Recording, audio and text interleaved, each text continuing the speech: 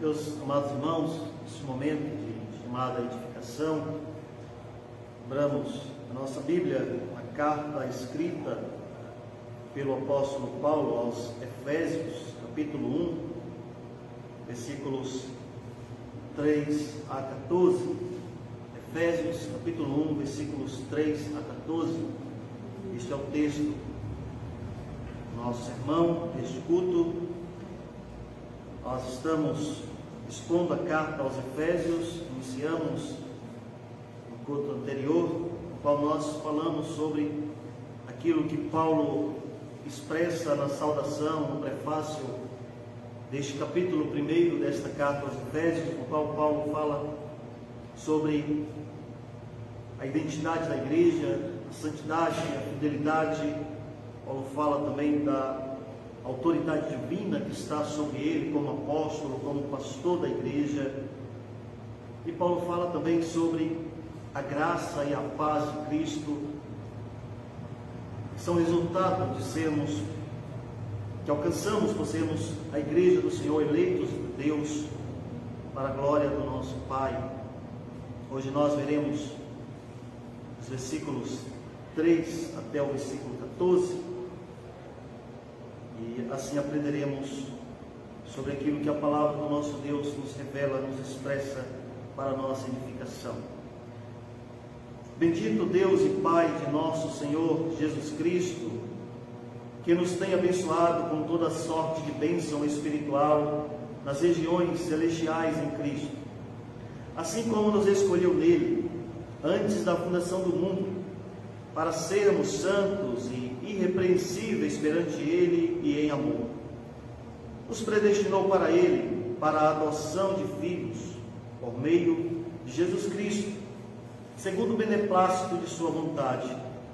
Para o louvor da glória de sua graça, ele nos concedeu gratuitamente no amado, no qual temos a redenção pelo seu sangue, a remissão dos pecados, segundo a riqueza da sua graça, que Deus derramou abundantemente sobre nós em toda a sabedoria e prudência, desvendando-nos o mistério da sua vontade, segundo o seu beneplácito que propusera em Cristo, de fazer convergir nele, na dispensação da plenitude dos tempos, todas as coisas, tanto as do céu como as da terra.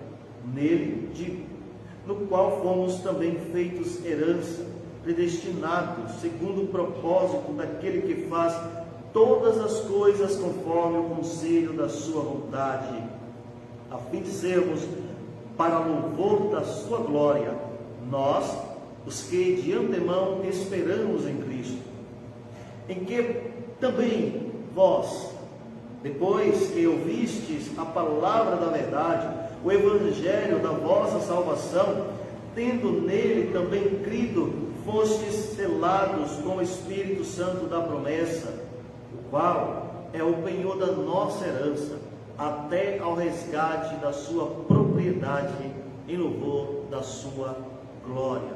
Amém. Louvado seja o nosso Deus. Vamos orar nesse momento. Senhor Deus, Pai amado, Pai bendito, nós rogamos mais uma vez a Tua graça sobre todos nós, sobre a nossa vida, sobre a Tua igreja, para que neste momento, ó Pai, nós sejamos edificados pela Tua palavra, a Tua vontade santa e soberana revelada para nós, para a nossa edificação, para a nossa transformação, para a nossa vida. Nós te pedimos, ó Deus, fala ao nosso coração por meio da Tua palavra, que o Teu Espírito nos ilumine, nos capacite para assim compreendermos a Tua palavra. Esta é a nossa oração em nome de Jesus Cristo, Teu Filho amado. Amém.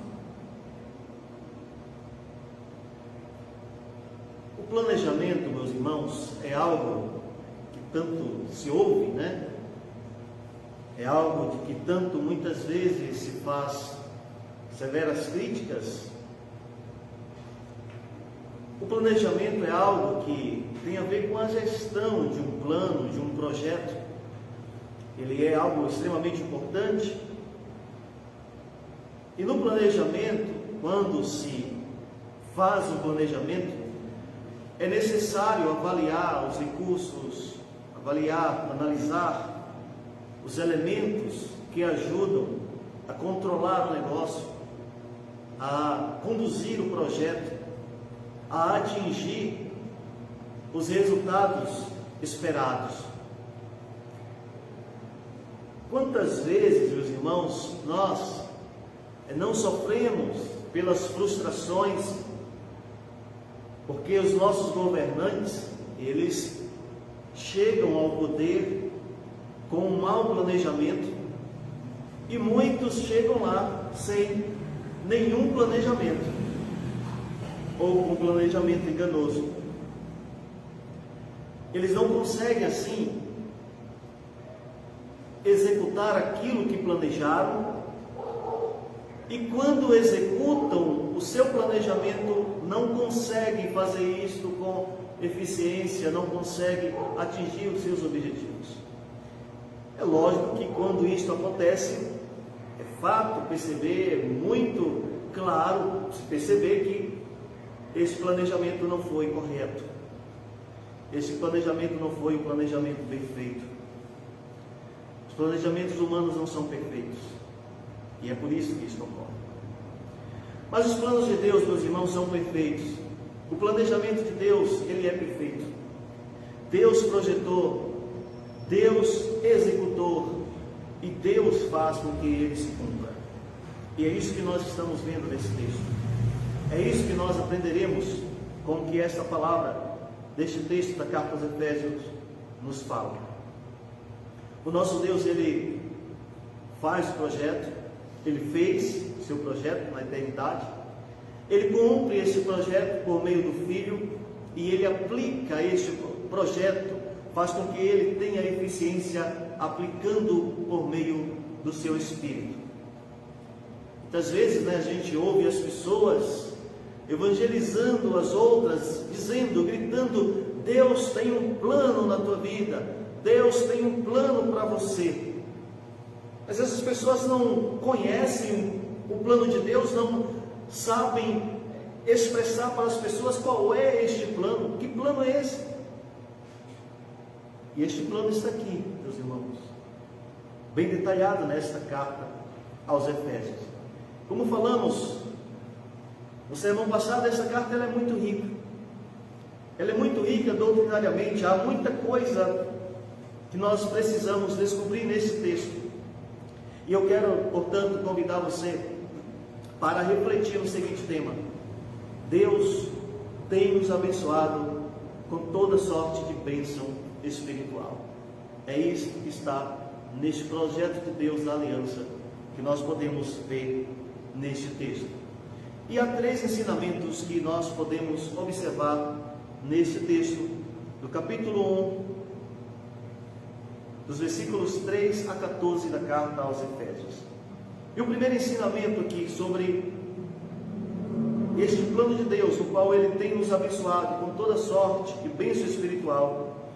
A primeira coisa que nós devemos observar neste ensinamento é a bênção da eleição pelo Deus Pai. A bênção da eleição pelo Deus Pai.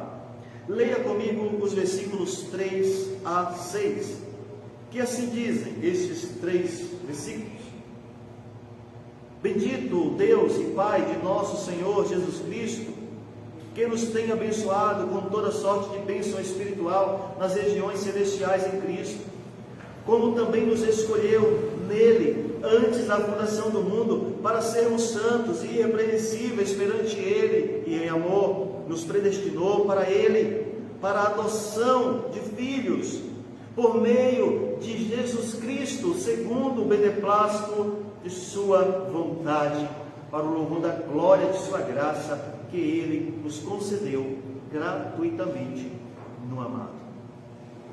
Meus irmãos, observem que Paulo, ele começa este parágrafo da carta aos Efésios, neste capítulo 1, e é importante observar que ele segue aqui com um ensinamento, com palavras tão belas, com ensinamentos tão profundos sobre este plano de Deus, falando a princípio da eleição de Deus, o nosso Pai. No texto grego, quando nós olhamos, todo este parágrafo, ele não tem pontos, ele vai ter um ponto apenas lá no final do versículo 14. Paulo, ele solta esse ensinamento como sendo a expressão de uma fala apenas, e ele vai falar de coisas muito importantes dentro deste ensinamento que ele apresenta aqui nesses versículos. E ele começa aqui nesses 3 primeiros versículos falando sobre a bênção da eleição. A bênção da eleição. E Paulo começa, meus irmãos, falando nesse versículo 3, dizendo: bendito Deus e Pai de nosso Senhor Jesus Cristo. Paulo começa com uma doxologia, dando glórias a Deus, bendizendo o Senhor. Ele louva o nosso Deus, dizendo: o Senhor é bendito, porque Ele nos abençoou por toda sorte de bênção, nas regiões celestiais em Cristo. E Paulo fala desta bênção que Deus nos concedeu. Ele fala da fonte desta bênção. A bênção da eleição, ela tem a sua fonte na vontade e na soberania de Deus. A bênção da eleição, ela não se oriunda, ela não se sustenta nos nossos atos, naquilo que somos ou naquilo que fazemos. Ela brota da vontade, da soberania de Deus lá na eternidade. E aqui, meus irmãos, o texto mostra para nós esta posição vitoriosa e de muito privilégio que a igreja, ela usufrui. E é isso que Paulo está dizendo para nós, como havia dito para os irmãos efésios, ali naquele período em que ele havia escrito esta carta.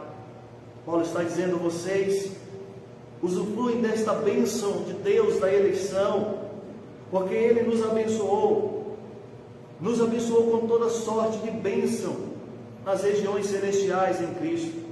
Paulo fala que esta bênção de Deus, ela sai deste posicionamento, desta fonte maravilhosa que é a vontade de Deus. O nosso Deus nos abençoa nas regiões celestiais em Cristo. Ele fala ali do lugar onde Cristo ressurreto, Ele está ali assentado à destra de Deus, no lugar de honra, de um Cristo vitorioso, que está à direita de Deus. E assim o nosso Deus, Ele nos abençoa no nosso Cristo, com toda sorte de bênção espiritual. E esta bênção, uma delas é a bênção da eleição, A bênção da eleição.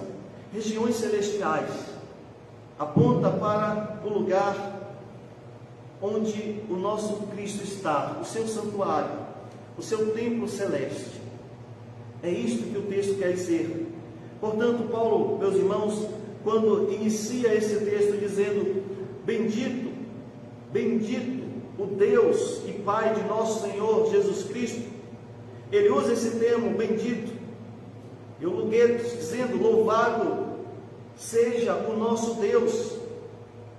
E em seguida, meus irmãos, ele diz: este Deus que nos abençoou com toda sorte de bênção, abençoou a igreja, abençoou aqueles que são os seus benditos, os favorecidos pela graça do nosso Deus, nos tornando felizes por nos ter conferido as suas indizíveis bênçãos. Paulo fala que o nosso Deus nos escolheu no versículo 4, dizendo, recorrendo aqui este ensinamento da bênção de Deus, da bênção espiritual, toda sorte de bênção espiritual nas regiões celestes. Paulo prossegue falando da eleição, no versículo 4, assim como nos escolheu nele, antes da fundação do mundo, para sermos santos e irrepreensíveis perante ele e em amor. Veja que a primeira coisa que Paulo aqui nos afirma, nesta bênção da eleição, é que Deus nos escolheu. Deus nos escolheu para sermos os seus filhos, para sermos os seus servos, para sermos a sua igreja. O verbo escolher, quando nós analisamos o termo grego, eklegomai, significa selecionar, escolher para si.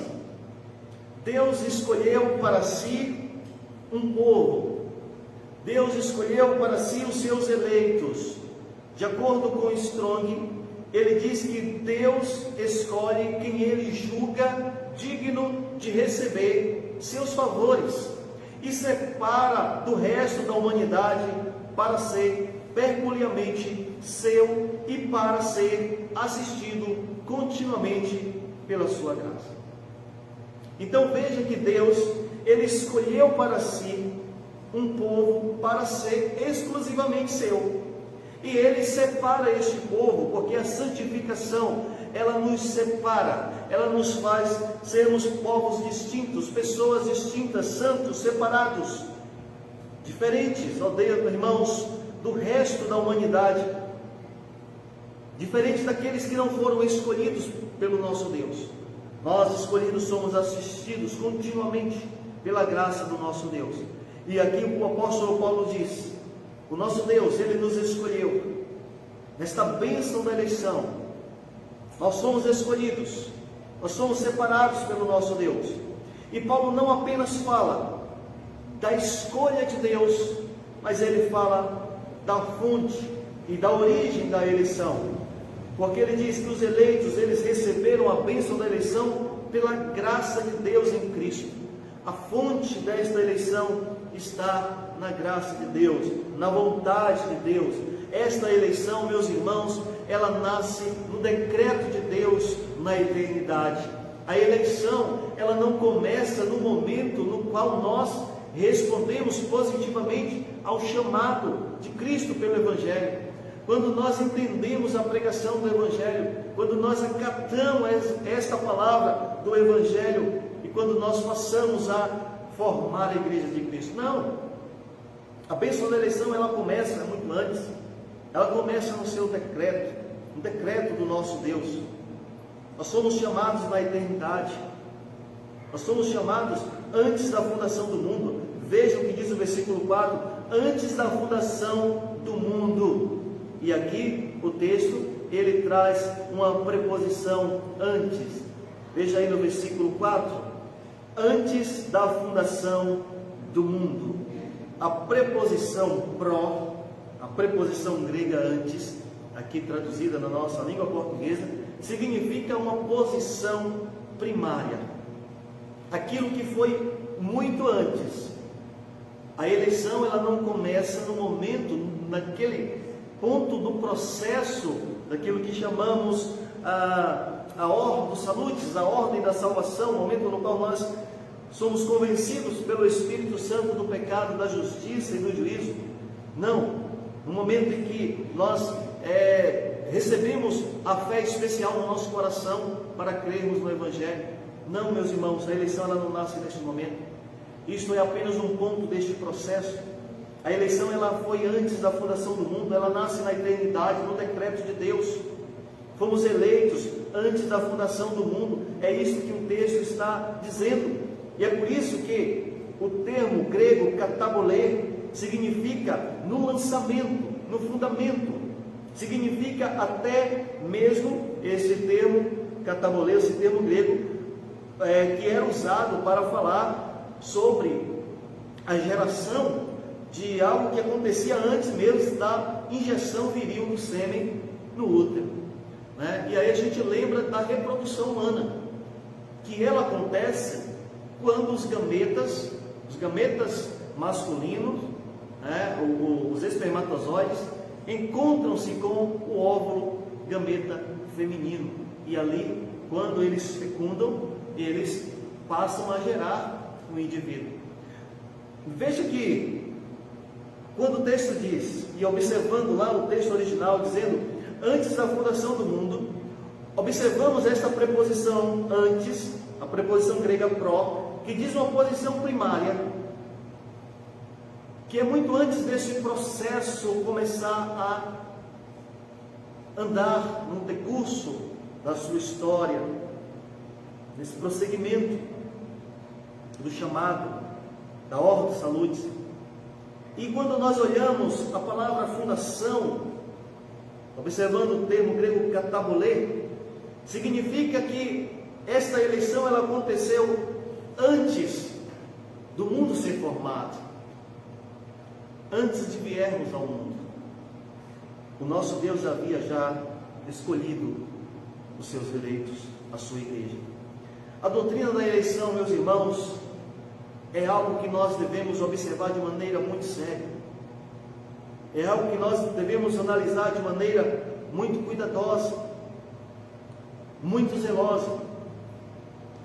E eu estava até falando pela manhã, quando discutia com alguém, com um irmão, pastor de uma ou outra denominação, estávamos discutindo sobre a eleição, e ele estava me dizendo que não conseguia compreender como a nossa eleição, como a nossa salvação não dependesse de um ato nosso, de uma obra nossa, daquilo que somos ou daquilo que fazemos. E eu havia trazido argumentos bíblicos para ele, bíblicos e teológicos, e falando como a eleição, a nossa salvação, ela pode depender de nós mesmos, dos nossos méritos, supostos méritos, das nossas forças, daquilo que fazemos. Porque as nossas obras, elas são contaminadas pelo nosso pecado. E a palavra do nosso Deus diz, lá no livro do profeta Isaías, que as nossas obras de justiça são diante de Deus como trapos imundos. E eu perguntei para ele: você sabe a hora que Cristo virá? O momento, o dia? Não. Será que no momento no qual Cristo voltar para buscar a sua igreja, você não vai estar ali brigado com a sua esposa, zangado um com o outro, quase que nem se falando? Ou será que você não vai brigar com um colega seu no seu trabalho, você não está nem falando com o seu colega, você está chateado, zangado, com raiva do seu colega, e Cristo volta nesse momento? E a sua salvação, o que é que faz com ela? Você vai perder a sua salvação por conta desse pecado?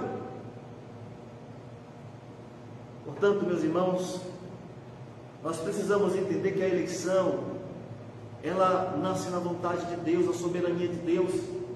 Ela não depende de nós para ser concretizada. Se dependesse de nós, nós não alcançaríamos a salvação. Como falamos pela manhã no nosso estudo, seria 100% de gente no inferno e 0% de gente no céu. A eleição, ela depende do nosso Deus, da vontade dEle, da soberania dEle, da ação soberana do nosso Deus.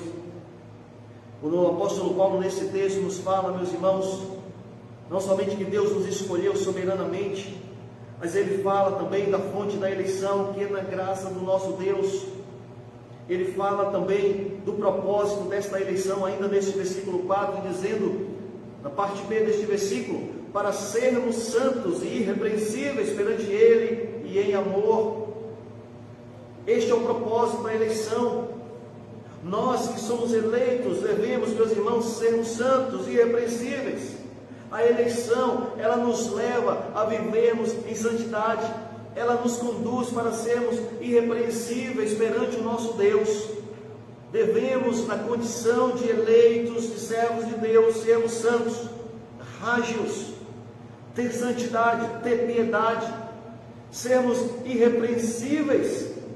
E a palavra grega amonos significa inculpável, sem mancha, sem defeito.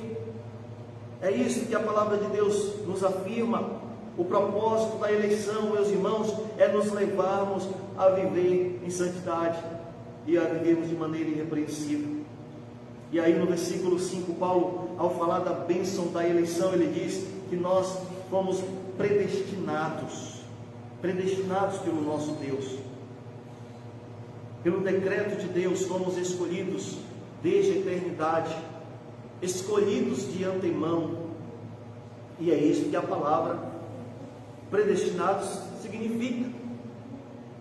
Prorisor, a palavra grega significa escolhidos de antemão, escolhidos anteriormente pelo nosso Deus. Deus nos escolheu na sua eternidade, fomos escolhidos por Ele e fomos escolhidos para Ele. Paulo prossegue no versículo 5 ainda dizendo que nós, ao recebermos esta bênção da eleição pelo Deus Pai, nós também usufruímos do privilégio da eleição. O versículo 5 diz: nos predestinou para Ele, para a adoção de filhos por meio de Jesus Cristo, segundo o beneplácito de sua vontade. Veja o privilégio da eleição. Fomos adotados como filhos. Fomos adotados como filhos. Outro dia, conversando com Yali em casa e lendo a Bíblia com ela, e falávamos sobre ser filho de Deus e ser criatura de Deus. E ela me perguntava se todos não são filhos de Deus. E eu respondi para ela que a Bíblia nos afirma que não. Filhos são aqueles que são adotados quando são chamados pelo Evangelho. É um processo, irmãos. E quando Paulo fala isso ali na carta aos Romanos, isso acontece. Paulo traz ali a sua narração sobre isso como se fosse um processo jurídico, né? Como você pode adotar uma criança, não é de qualquer forma, tem todo um processo, né? Isso precisa estar amparado pela lei. E aqui, quando nós somos adotados como filhos do Senhor, por meio de Cristo, segundo o beneplácito da sua vontade, nós deixamos de ser meras criaturas. Não somos mais meras criaturas. Agora, por meio de Cristo, fomos adotados como filhos do nosso Deus e Pai. A adoção, meus irmãos, significa que por meio de Cristo houve este processo de execução dessa maravilhosa obra. O nosso Deus, Ele nos adotou como filhos por meio de Cristo. E aí Paulo fala, fomos, no versículo 5, nos predestinou, nos escolheu de antemão, e nele, e para a adoção de filhos por meio de Jesus Cristo, segundo o beneplácito de sua vontade. Aqui a gente vê que tudo isso está dentro da vontade de Deus. E a palavra beneplácito, a palavra eudokia, tem um significado de boa vontade, de benevolência, de deleite, de prazer, de satisfação. A nossa eleição, meus irmãos, este processo tão maravilhoso no qual nós fomos eleitos e adotados como filhos do nosso Deus por meio de Cristo, isto tudo repousa no beneplácito da vontade de Deus, na satisfação, no prazer, no deleite, na benevolência do nosso Senhor.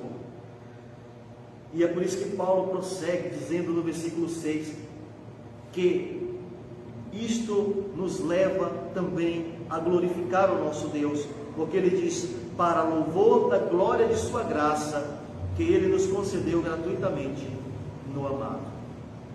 Veja, nós fomos eleitos, escolhidos pelo nosso Deus, predestinados, chamados para sermos santos e irrepreensíveis, adotados como filhos por meio de Cristo, segundo o beneplácito da vontade de Deus, para a glória do nome do nosso Senhor, para o louvor da glória do nosso Deus, que nos foi concedida gratuitamente no amado, em Cristo Jesus, o nosso Senhor. Paulo, portanto, meus irmãos, nos ensina aqui que o nosso Deus nos tem abençoado e nos abençoou com a bênção da eleição do Deus Pai, o Deus que planejou, que projetou este plano da aliança, o Deus que promete a salvação e o Deus que executa a salvação, como veremos agora no segundo ponto deste sermão, que nos fala como o nosso Deus, Ele tem nos abençoado com toda sorte de bênção espiritual nas regiões celestiais. E aqui Paulo fala desta segunda bênção que nós recebemos neste maravilhoso processo de bênção de Deus para todos nós. E Paulo fala sobre a bênção da redenção pelo Filho. Versículos 7 a 12, no qual temos a redenção pelo seu sangue, a remissão dos pecados, segundo a riqueza da sua graça, que Deus derramou abundantemente sobre nós, em toda sabedoria e prudência, desvendando-nos o mistério da sua vontade, segundo o beneplácito que propuseram em Cristo, de fazer convergir nele, na dispensação da plenitude dos tempos, todas as coisas, tanto as do céu como as da terra.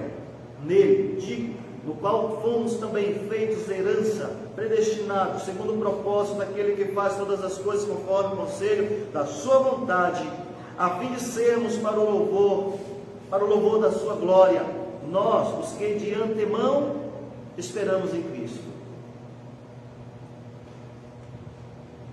Paulo nos afirma que o nosso Deus nos abençoou, trazendo a bênção da redenção por meio de Cristo.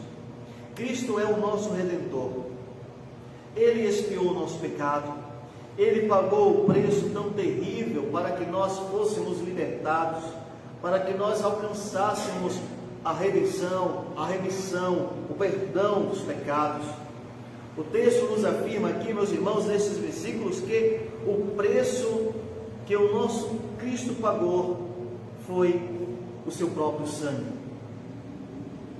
Ele derramou o seu sangue por nós. O nosso Deus nos libertou. A palavra redenção, apolutrosis, significa libertação obtida pelo pagamento de resgate. Este é o significado da palavra redenção. Pagamento que é realizado para o resgate, para a libertação daquilo que precisa ser resgatado. O preço desse resgate, meus irmãos, é o sangue de Cristo.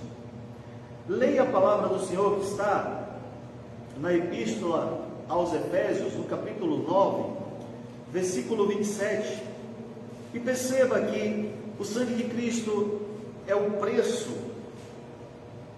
é aquilo que é derramado, como o apóstolo Pedro fala em uma de suas cartas. Não foi por meio de coisas corruptíveis, mas foi pelo sangue de Cristo que o nosso pecado foi perdoado, que a nossa vida foi salva pelo Senhor. E no versículo 27 do capítulo 9 da carta aos Hebreus, o texto diz: e assim como aos homens está ordenado morrerem uma só vez, vindo depois disto o juízo. A morte, meus irmãos, significa um sinal de juízo para o homem. Mas nós observamos, e como vai dizer também a carta aos Hebreus, em uma outra passagem, que diz que sem derramamento de sangue não há a purificação de pecados. O nosso Senhor Jesus derramou o seu sangue para nos resgatar, para nos redimir. O Redentor é aquele que liberta, é aquele que salva, é aquele que paga o preço. Portanto, meus irmãos, o preço do resgate, que é o sangue do nosso Senhor Jesus Cristo, nos libertou do pecado, da escravidão do pecado, da escravidão da nossa carne, do nosso coração pecador e enganoso. Os nossos pecados foram perdoados, nós fomos redimidos. A palavra remissão, afeses, significa perdão de pecados. E como nós vimos pela manhã, quando estávamos estudando a Confissão de Fé de Westminster, nós aprendemos que nós pecamos, os nossos pecados são perdoados pelos méritos de Cristo, e nós, mesmo tendo os pecados perdoados, não somos considerados por Deus como inocentes, somos considerados por Deus como pecadores. Mas Deus não olha para nós, Deus olha para Cristo, e é pela obra de Cristo, é pelos méritos de Cristo que Deus nos perdoa. Portanto, Cristo, Ele derramou o seu sangue para que nós, meus irmãos, pudéssemos ser redimidos, pudéssemos ser lavados pelo sangue do Senhor Jesus Cristo. Cristo nos tornou livres. Cristo nos tornou livres. Lembremos daquela história que diz que, certa vez, uma escrava estava sendo negociada, leiloada, e veio um dos senhores e ofereceu um preço muito alto por aquela escrava, e não a arrematou. E veio o segundo, ofereceu um preço maior, também não levou aquela escrava, mas um outro ofereceu um preço maior ainda do que os outros dois, e não levou também aquela escrava.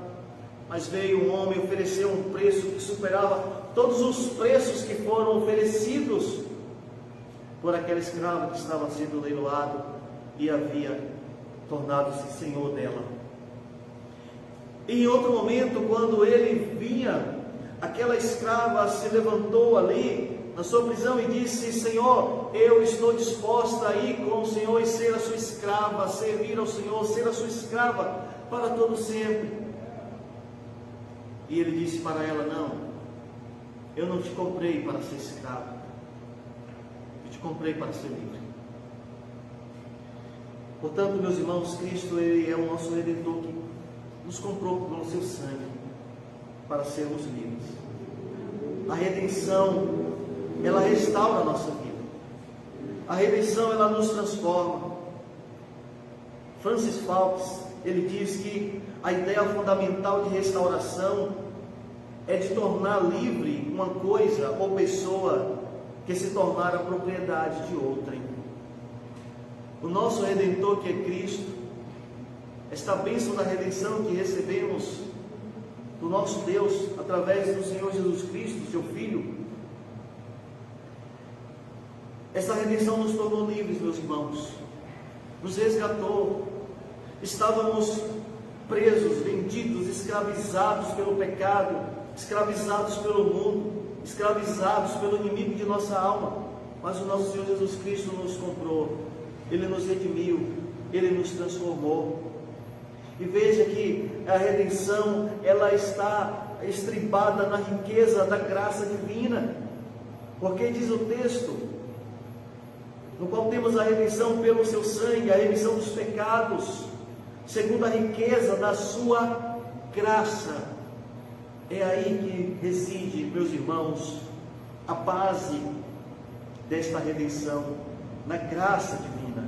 Esta graça derramada abundantemente sobre nós, trazendo aquilo que os versículos seguintes expressam, como diz o versículo 8, que Deus derramou abundantemente sobre nós em toda sabedoria e prudência, nos trazendo o conhecimento. Agora podemos conhecer a graça do nosso Deus, como vai dizer o versículo 9, desvendando-nos o mistério da sua vontade, segundo o beneplácito que propuseram em Cristo. A palavra mistério, meus irmãos, aqui, nada, absolutamente nada tem a ver com aquilo que alguns irmãos erroneamente saem dizendo que Deus tem um mistério, e que há um mistério para você, e que alguém falou em mistério. O que é isso? A palavra mistério, no grego mysterion, significa algo que é revelado, e é isso que Paulo está dizendo.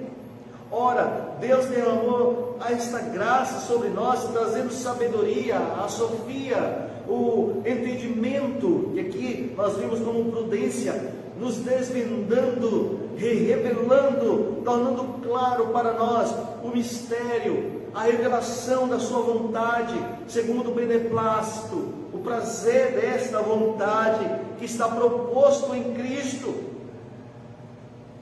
de fazer convergir nele, na dispensação da plenitude dos tempos, todas as coisas, tanto as do céu como as da terra.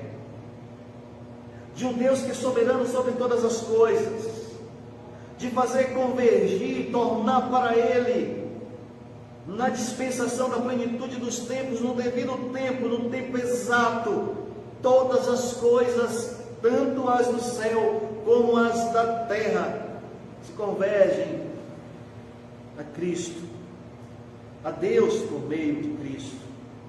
E ainda o versículo 11 diz que nele, em Cristo, digo, no qual fomos feitos herança, predestinados, segundo o propósito daquele que faz todas as coisas conforme o conselho da sua vontade. O nosso Deus nos fez com que fôssemos herança, propriedade sua. E eu quero ler o texto que está na carta do apóstolo Pedro, a primeira carta, no capítulo 3, lembro desse texto, que nos fala de que somos essa propriedade de Deus.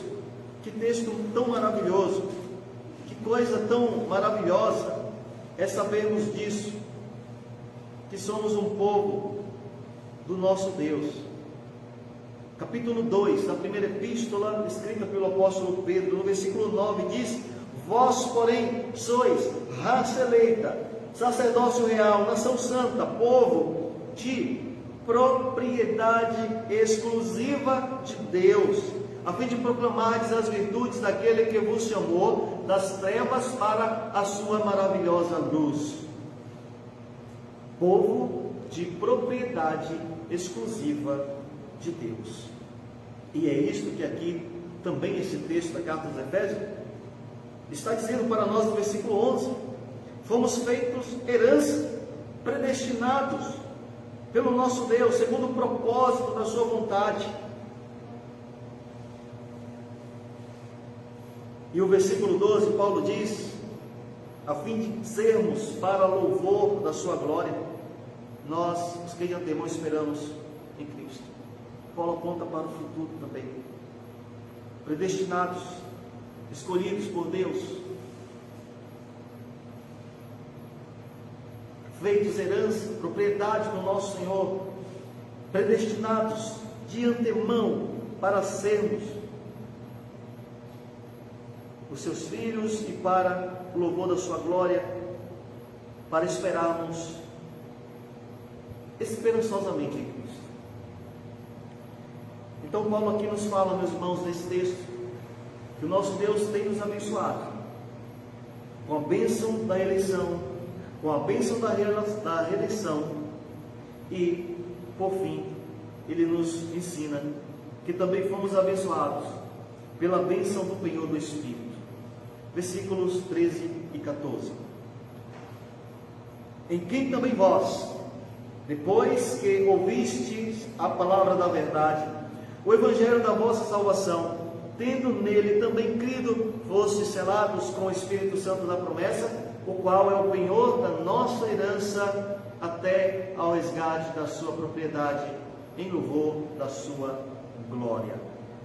Veja como Paulo encerra brilhantemente este texto, dizendo: vocês foram escolhidos pelo nosso Deus, vocês receberam a bênção da eleição, vocês receberam a bênção da redenção, do perdão dos pecados, são purificados, são santos, mas vocês também receberam a bênção do penhor do Espírito, da garantia, da proteção do nosso Deus. Ele fala aqui, meus irmãos, da aliança da graça, o Deus Pai que planeja, o Deus Filho que executa, e o Deus Espírito que aplica esta obra da aliança no coração dos eleitos, no coração do seu povo, no coração dos seus filhos, no coração da sua igreja. Veja que a compreensão que o texto nos traz é esta: que aqueles que ouviram a palavra da verdade, aqueles que ouviram o evangelho da salvação, aqueles que creram em Cristo, foram selados pelo Espírito Santo da promessa. E aí a gente, quando fala aqui em selo, a gente, talvez a imagem mais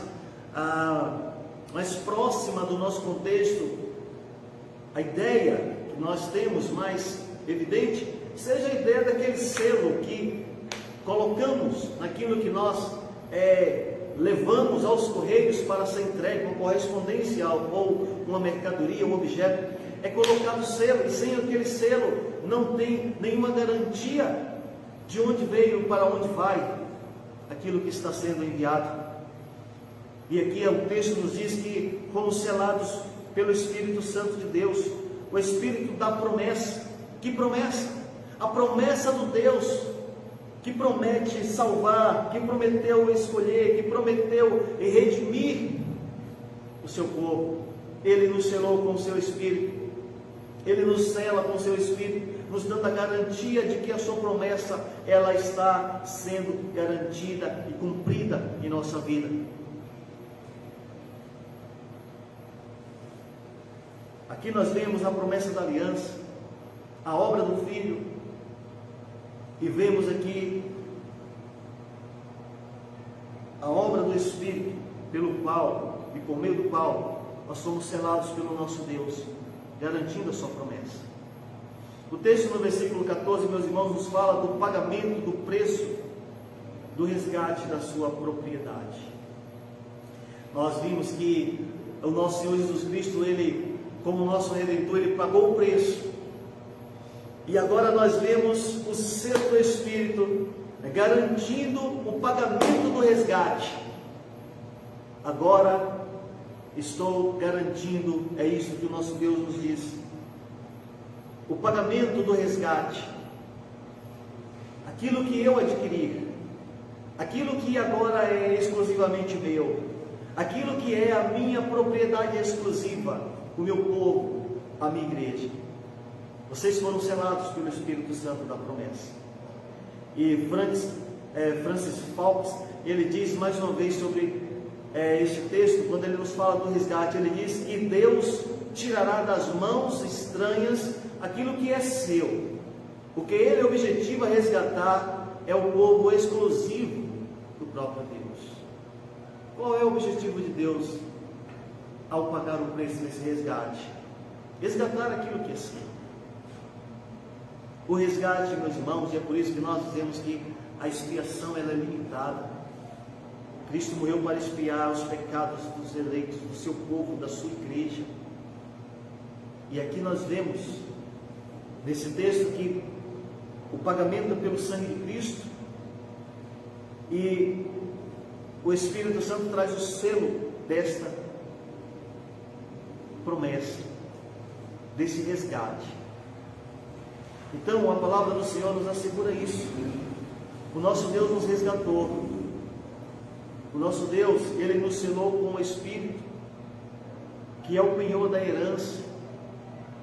Pela manhã nós falamos um pouco sobre isso, sobre penhor, sobre empréstimo, né? Muitas vezes precisa-se de um fiador, e aprendemos também que Cristo, de acordo com o que Paulo relata ali na carta aos Romanos, foi uma espécie de fiador que pagou o preço do devedor, que não era para um outro credor, ele mesmo era o credor, a dívida era com ele mesmo.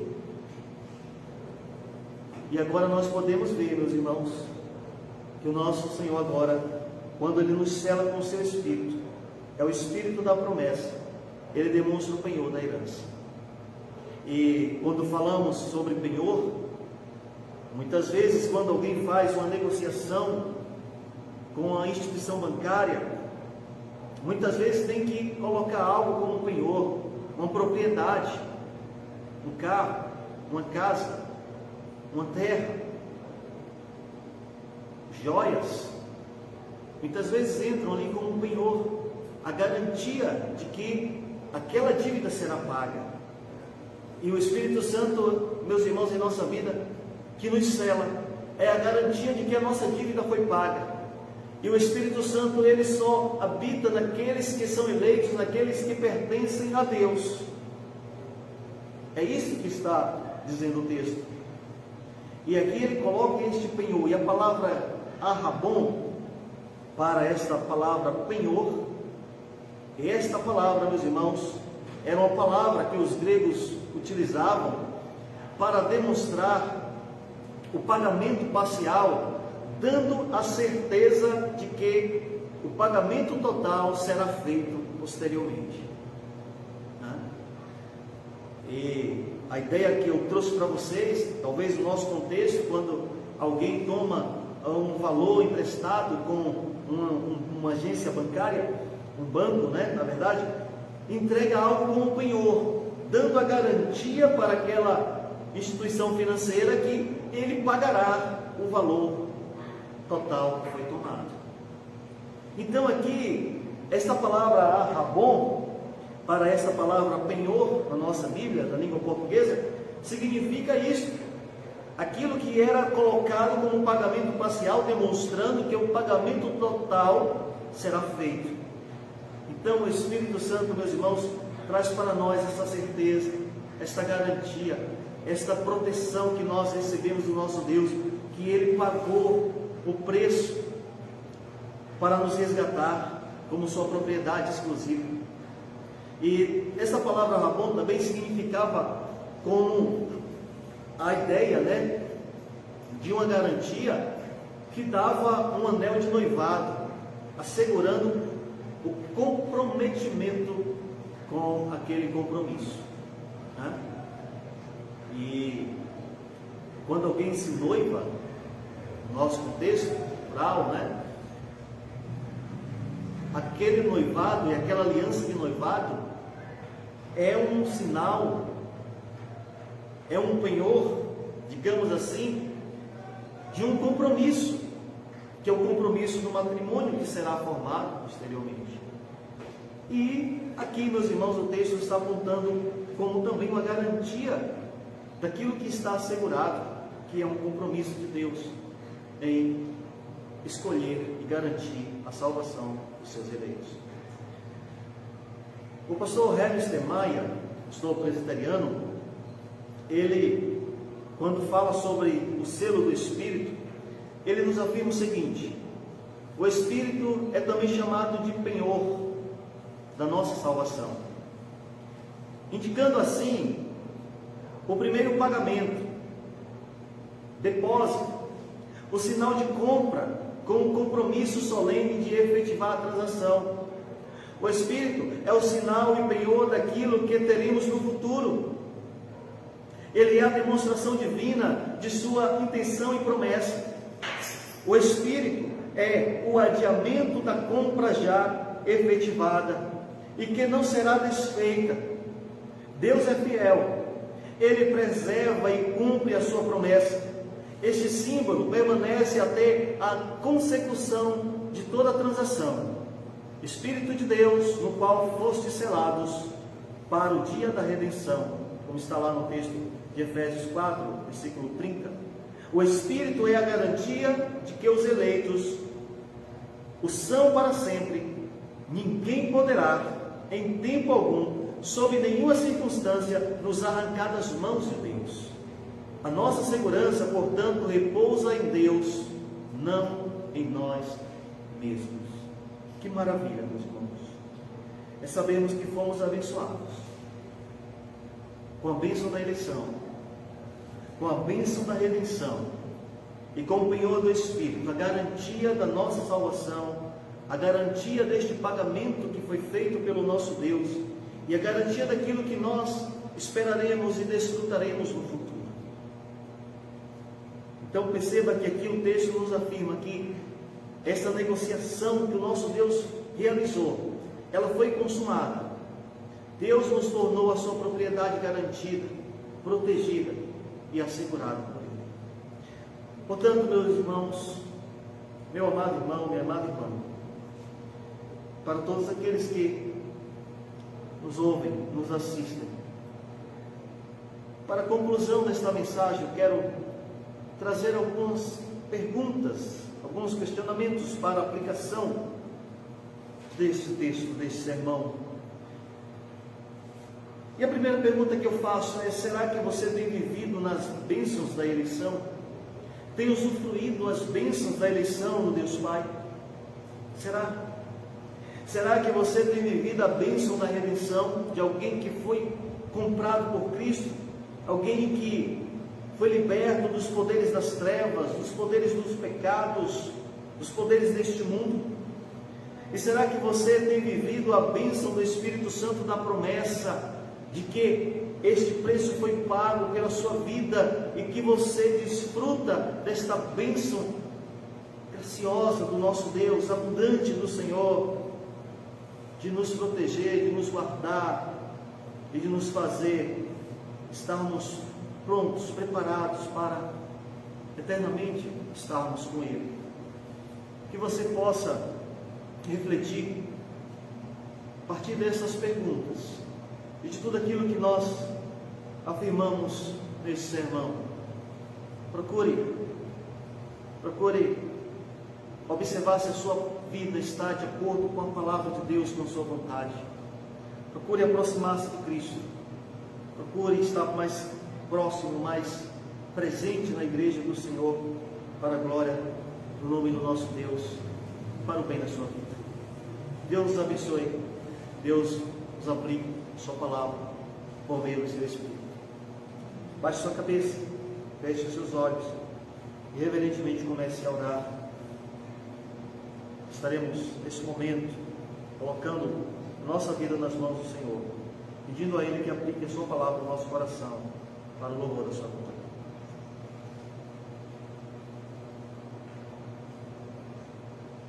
Senhor Deus, Pai amado, louvado e engrandecido seja o teu nome. Bendito seja, ó Deus, o Senhor, Deus e Pai de nosso Senhor Jesus Cristo,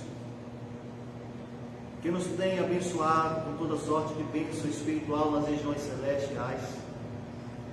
O Deus que nos abençoou com a bênção da eleição, com a bênção da redenção por meio do Filho, com a bênção do penhor do Espírito, o Espírito da promessa, que demonstra esse sinal, essa garantia do pagamento total do nosso resgate. O Senhor que nos fez propriedade exclusiva sua. Ó Deus, nós te louvamos, nós te agradecemos por tudo isso. E pedimos a Ti, ó Pai, que neste momento o Teu Espírito trabalhe em nossa vida, em nosso coração, em nossa mente, para que nós possamos de fato compreender verdadeiramente a Tua palavra, vivermos por meio dela, seguirmos esta palavra, termos a nossa vida transformada, modificada por esta palavra. Nos abençoe, ó Deus, derrama a Tua graça sobre nós. Abençoa aqueles que não estão presentes aqui, aqueles que nos assistem, que nos ouvem. Ó Deus, aqueles que estão enfermos, que Tu possas trazer a cura, a restauração, as forças necessárias. Aqueles que estão acamados, que o Senhor possa afofar os seus leitos, como diz a Sua palavra. Ó Deus, pedimos a Ti pelos nossos irmãos que estão internados, necessitando de procedimentos. Ó Deus, que Tu os abençoe, abençoe os profissionais que têm laborado, ó Deus, cuidando destes irmãos. Pedimos por todos os profissionais de saúde também, que são tão importantes para a nossa vida, para a nossa sociedade, que possas abençoá-los nesse instante, no seu serviço. Ó Deus, pedimos a Ti que estejas abençoando a todos nós, a nossa terra, as nossas autoridades constituídas, derramando graça e mais graça sobre todos nós, para o louvor da Tua glória. Essa é a nossa oração, ó Deus, em nome de Jesus Cristo, Teu Filho amado. Amém. Amém, irmãos, que Deus assim nos abençoe profundamente.